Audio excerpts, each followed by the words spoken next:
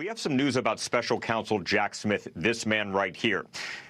Donald Trump said recently that he would fire Jack Smith, quote, within 2 seconds of taking office. Well, we found out that he may not have that opportunity. The reason is that the Department of Justice, where Jack Smith works, cannot prosecute a sitting president. Fox News is told that Jack Smith will be gone from his post as special counsel, meaning the cases will be gone before Trump takes the oath of office at noon on January 20th. This is the documents case, though that was dropped already by Judge Eileen Cannon back over the summer, and it's on appeal, but also this case for Trump's alleged efforts to try to overturn the 2020 election. So given the fact DOJ policy says you cannot prosecute a sitting president, expect Jack Smith's cases to be done. The last case, and I'll end on this, is that Atlanta case that deals with the 2020 elections. That's a local Georgia case. We've seen over the last year how that has played out with Fonnie Willis, Nathan Wade.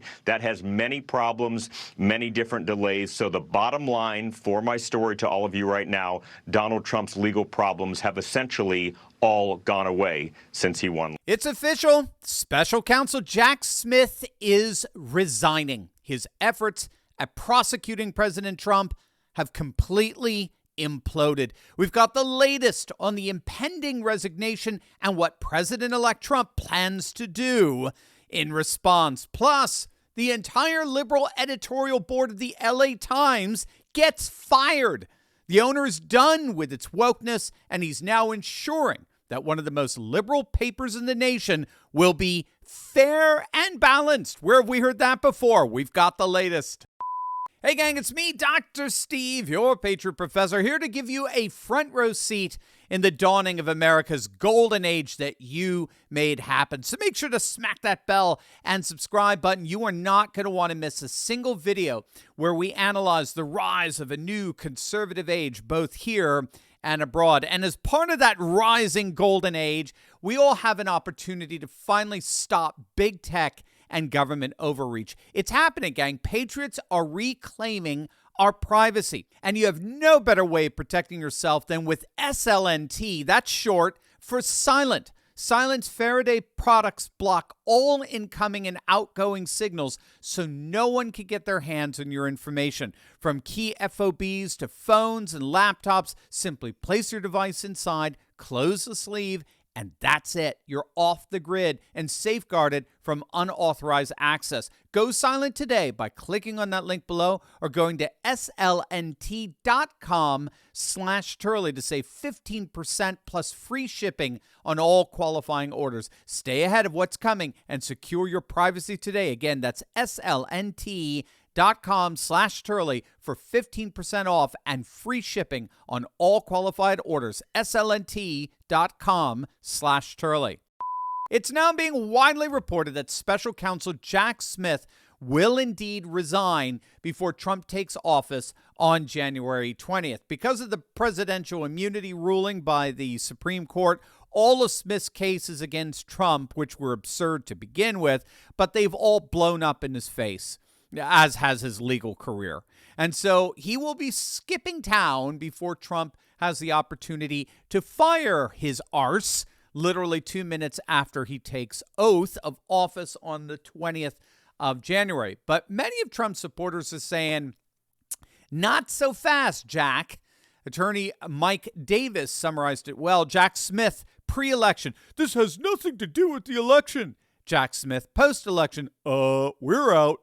Translation, admitting it was always about election interference. Jack Smith must face investigations and accountability. Rogan O'Hanley writes, quote, Trump persecutor Jack Smith plans to step down before Trump takes office. Let's make one thing clear for Jack. You can run, but you can't hide. We're going after all the corrupt snakes who destroyed the legitimacy of our institutions and weaponized our government against political enemies. And that is exactly what President Trump's inner circle appears to be already planning for. The Washington Post is reporting that House Republicans have already begun taking the initial steps in investigating Jack Smith. House Judiciary Chairman Jim Jordan and others have already ordered Smith's office to preserve all records involving his prosecution of Trump. And Elon Musk has tweeted out, Jack Smith's abuse of the justice system cannot go unpunished. That does appear to be the growing consensus among Trump's inner circles and among wider Republicans. They know that the Democrats crossed the Rubicon with this lawfare. They committed the unpardonable sin of trying to jail a former president, something we had never done in 250 years of our republic. And that absolutely cannot go unpunished. They're going to have to suffer the consequences that will serve as a deterrence for any future attempt at this kind of blatant lawfare. And at the very least, right now, we're looking at mass firings. It's not just Smith. It's going to be his entire legal team and anyone associated with his weaponized legalism. Their careers are effectively over in D.C. for the foreseeable future. And there will, of course, be numerous investigations. And it will be very interesting to see if anyone in the legacy media will be held accountable here, legally accountable, given how they so willfully and gleefully abdicated their responsibilities to speak truth to power and expose this blatant partisan exploitation of the law by Democrats to punish their political enemy. Speaking of the legacy media, it is now being widely reported that the owner of the Los Angeles Times, one of the major liberal media staples in the nation, has fired their entire editorial board in the wake of November 5th. LA Times owner Patrick Soon-Shiong took to social media to praise a reader's letter slamming the LA Times columnist L.Z. Granderson over reasons he gave for Donald Trump's election win. And then he dropped the news of the new editorial board, quote, coming soon. Here's what he tweeted out, quote, proud that we posted this letter from one of our readers on X. When the president has won the vote of the majority of Americans, then all voices must be heard. Opinions are just that. I will work towards making our paper and media fair and balanced so that all voices are heard and we can respectively exchange every American's view from left to right to the center. Coming soon, a new editorial board. Trust in media is critical for a strong democracy. Well, welcome to the party, pal. Now, this tweet comes on the heels of a previous tweet that the owner made the day after the election. Here's what he wrote, quote, the American people have spoken and LA Times will take the lead to provide factual and balanced coverage as the country heals its division.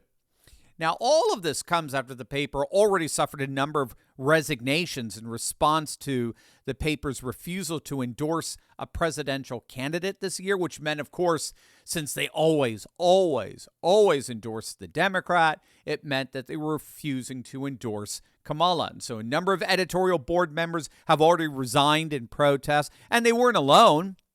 USA Today also refused to endorse any presidential candidate this year. And again, given their track record of always endorsing the Democrat candidate in every single election, it was seen as yet another slight against the fledgling Harris campaign. And of course, Jeff Bezos refused to allow his Washington Post to endorse Kamala or anyone else, to the shock of the swamp rats who work there. So what the owner of the LA Times is doing here is not unique, although he is taking it to the next level and firing the entire liberal editorial board and replacing it with one that he claims will be far more fair and balanced.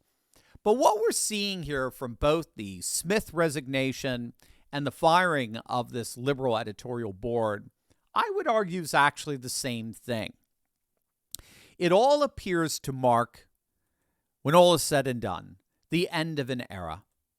In this case, the era of liberalism and the liberal international order. The scholar Oswald Spengler wrote extensively on the rise and fall of civilizations, and he noted that there are key recognizable signs indicating the twilight of a particular social order. And one of those signs is the complete loss of legitimacy or credibility in a system or a social ideal. You know, one of my favorite examples of this in history involves a Roman emperor by the name of Julian the Apostate. His reign began in 361 after Constantine had Christianized the Roman Empire. But what made Julian notable is that he renounced his Christianity in favor of going back and seeking to revive and reawaken the dying Neoplatonist traditions that Christianity appeared to be replacing, or better, incorporating into a more Christian cosmic vision for the empire.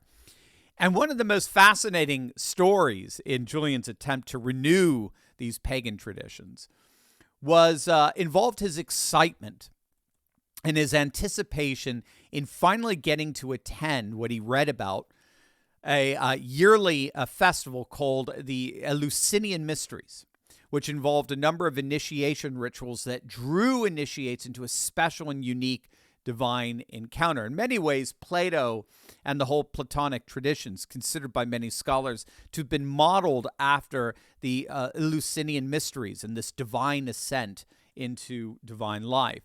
And so as sort of the climax of his philosophical religious ascent, Julian traveled to the sanctuary of Demeter and Kore in Eleusis, just northwest of Athens.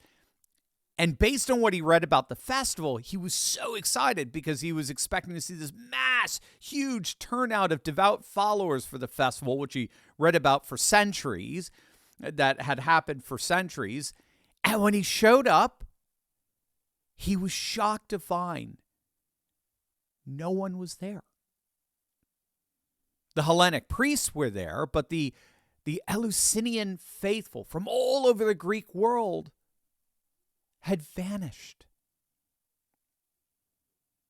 And what scholars have noted there is that Julian, who did, as I understand it, go through that initiation ritual himself, nevertheless, Julian realized at that moment that his attempt at reviving the ancient Greek customs had basically been an abject failure. And it was a failure because that world, that pagan civilization, had come to its end.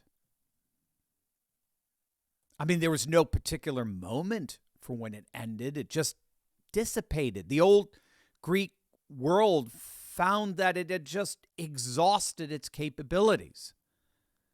And so a new world rose in its place, a Christian world that took the philosophical traditions of the Greeks and that were diminishing on their own, and instead revived them through the transfigurative power of the resurrected Christ.